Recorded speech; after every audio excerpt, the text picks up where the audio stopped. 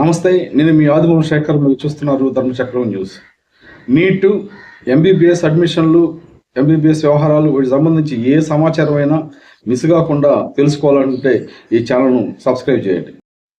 Neat పరీక్ష రోజు విద్యార్థులు పాటించాల్సిన రూల్స్, తీసుకోవాల్సిన జాగ్రత్తల గురించి ఈ వీడియోలో చెప్తాను. నేషనల్ టెస్టింగ్ ఏజెన్సీ ఎన్టీఏ తన వెబ్సైట్లో పేర్కొన్న వివరాలని నేను ఇక్కడ వివరించే ప్రయత్నం చేస్తున్నాను. ఒకసారి జాగ్రత్తగా వినండి.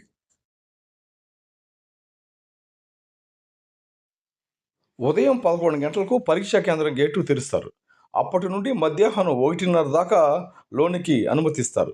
1:30 తర్వాత ఎట్టి పరిస్థితుల్లోనూ పరీక్షా కేంద్రానికి అనుమతించరు. దీన్ని జాగ్రత్తగా గుర్తుపెట్టుకోండి. అడ్మిట్ కార్డులోని మొదటి పేజీ, రెండో పేజీ, ఒక passport size photo, ID card, ట్రాన్స్పరెంట్గా ఉండే వాటర్ బాటిల్ తప్ప ఇక ఏ ఇతర వస్తువులు కూడా పరీక్షా కేంద్రాలలోకి తీసుకెళ్ళడానికి వీల్లేదు. ఆఖరికి వైట్ పేపర్ కానీ, పెన్ కానీ, పెన్సిల్ కానీ, ఎరేజర్ కానీ కూడా పరీక్షా కేంద్రాల్లోకి అనుమతించరు. దీన్ని జాగ్రత్తగా గుర్తుపెట్టుకోండి. బాత్రూమ్కి వెళ్ళాలన్నా కూడా మొదటి గంటలో బయటకు పంపరు.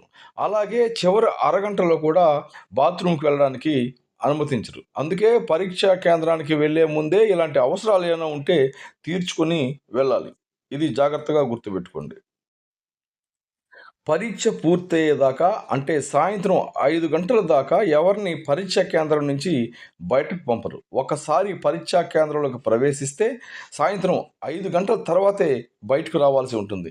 ఈ విషయాన్ని గుర్తుపెట్టుకోండి. కనీసం పరీక్ష హాల్లో నుంచి కూడా బయటకు పంపరు. పరీక్ష కేంద్రం నుంచే కాదు, పరీక్ష హాల్ నుంచి కూడా బయటకు పంపరు.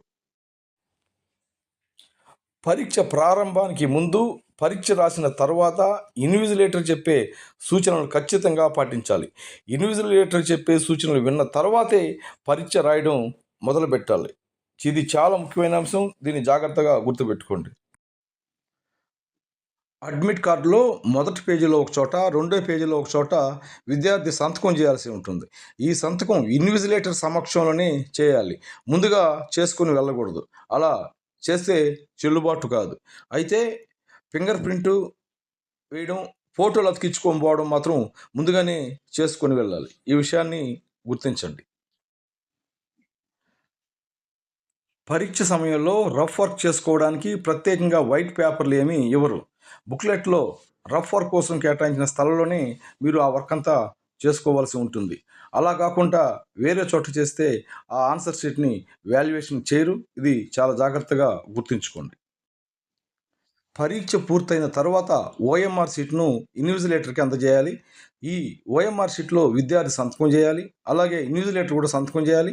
అలా సంతకాలు చేశారో లేదో చూసుకోవాల్సిన బాధ్యత విద్యార్థి పైన ఉంటుంది. ఈ సంతకాలు లేకపోతే ఆ ఓఎంఆర్ షీట్ని వాల్యుయేషన్ చేయరు. ఇది చాలా జాగ్రత్తగా గుర్తుంచుకోవాల్సిన అంశం.